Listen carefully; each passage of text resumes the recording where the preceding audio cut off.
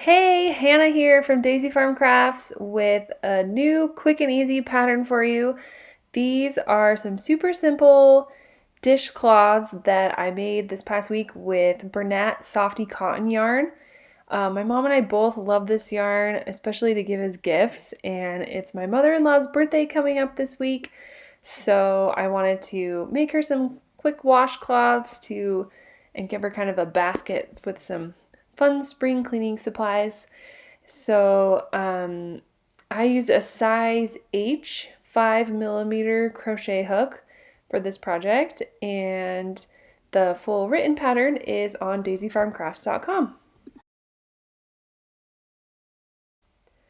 So you can chain any number to get this started. I chained 35, and that gave me a dishcloth after I was finished with the border and everything that ended up to be about 9 inches by 9.5 inches. I'm just going to make a little practice swatch real quick, so I'm going to chain about 12, but again, you can chain any number.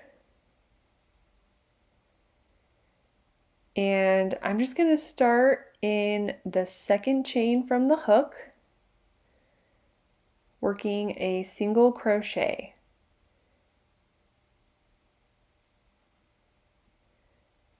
So I'm going to insert my hook into that second chain, yarn over and pull up a loop, yarn over, pull through 2 loops.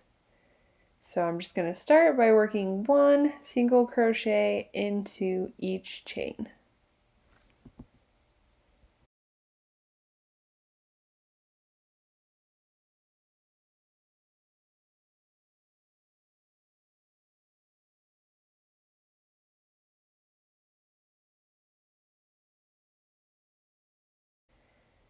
And after you work your last single crochet into that last chain, you can just chain 1 and turn. And I'm going to just do another row of single crochet, but this time I'm going to only work in the front loops. So normally we'd stick our hook underneath both of those of that V, kind of in the space under both loops, but this time I'm going to stick my hook just up and under that front loop. And I will work my single crochet exactly like the row below. And I'm just going to work into the front loops of all the stitches all the way across.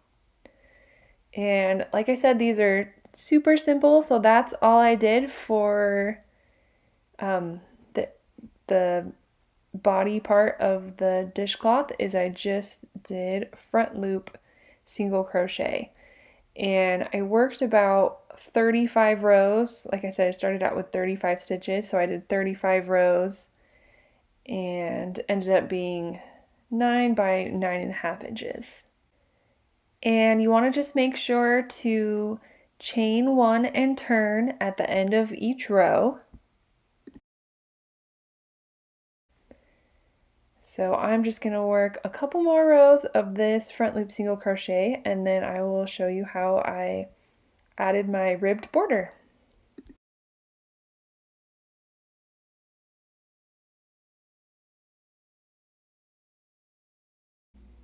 So normally before adding this type of ribbed border, I would work 1 round of single crochet around the square, but I did that and I really didn't love the way it looked. So I just started out with the ribbed border right around.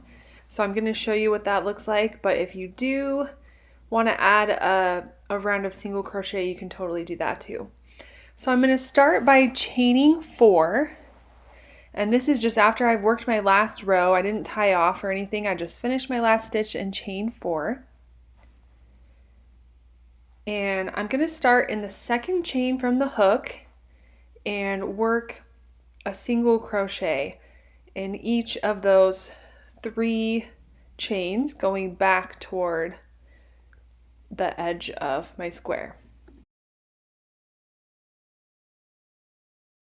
Then I'm going to slip stitch into the next 2 spaces. And since I didn't work a round of single crochet, I just tried to be as consistent as I could working down this side. So I just kind of picked the two spaces that I thought looked the best, you know, for on either side of those lines that are going across my square. And then I just tried to be consistent and work into those two spaces each time. So slip stitch into those two spaces. Then I'm going to turn my work towards my left hand, or kind of like you're turning a page in a book. And working in the back loops only, I'm going to skip over those first two slip stitches, and I'm just going to work into the back loops of the single crochet. So since I chained 4, I'm always going to have 3 stitches going up and down. So you want to make sure you count 1, 2, 3, and then chain 1, and then kind of turn my work back the way it was before.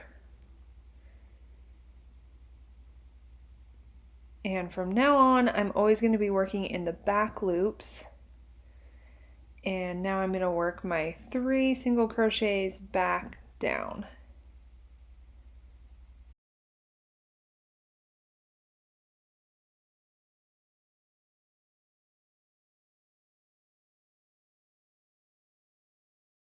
And here's just kind of a closer look of where I'm inserting my hook on the sides. I'm just going to insert my hook into kind of that first space that's right after the stitch I just worked, and then the next space that is right after that line that's going across my work. Again, wherever you want to insert your hook is fine, as long as you're just consistent. And I'm just going to keep working up and down, doing that same thing all the way across.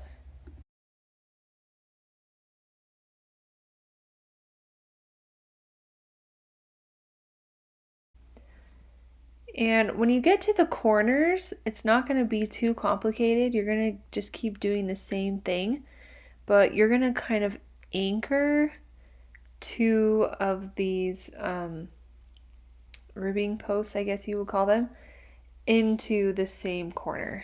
So now that I have reached that corner space, I'm just going to slip stitch 1 time just into that space, and then I'm going to start working back up. And so this time I only have 1 slip stitch to skip over, and I'm going to work my 3 back up the chain, chain 1 and turn, and then work my 3 single crochets back down.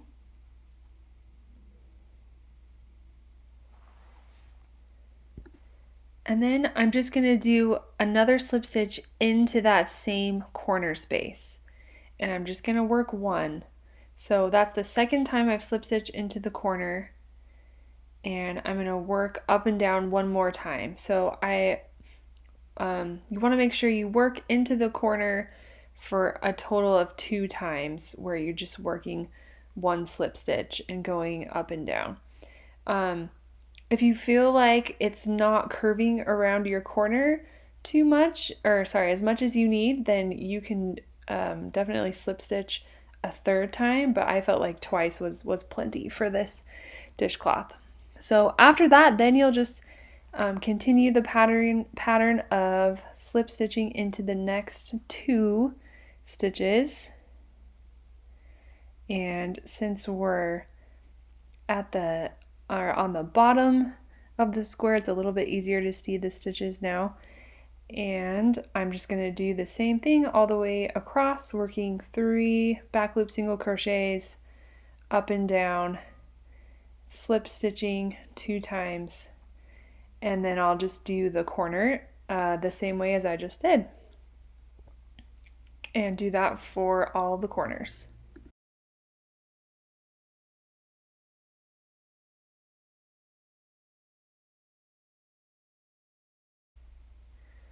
Okay, and once you've worked your way all the way around and you're back to the starting corner, You can just work one slip stitch into that corner and then work your way back up and then back down.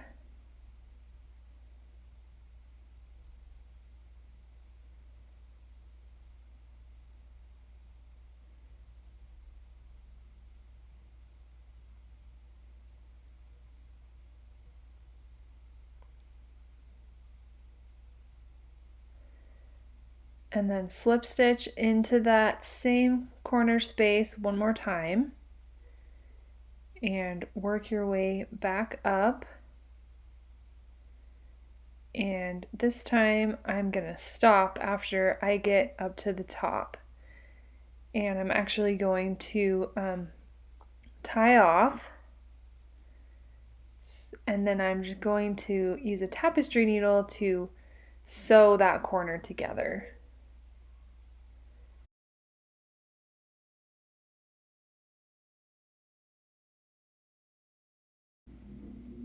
And you just want to try to sew those two sides together as seamlessly as you can.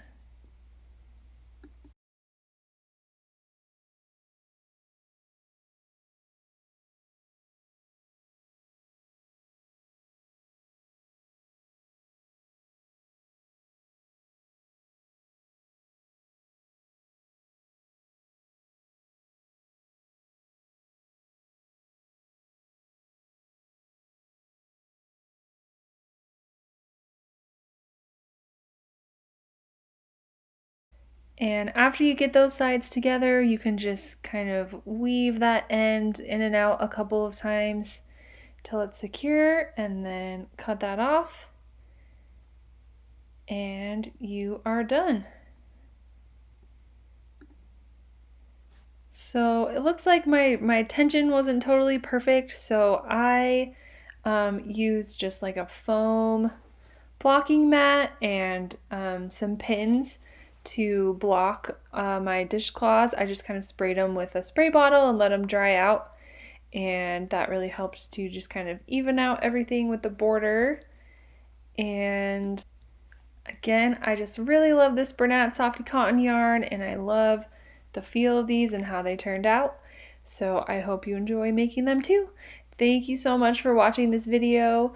As always, the free pattern is on daisyfarmcrafts.com, and if you make any of our projects, please come share a picture with us on Facebook or Instagram. We would love to see. Happy crocheting!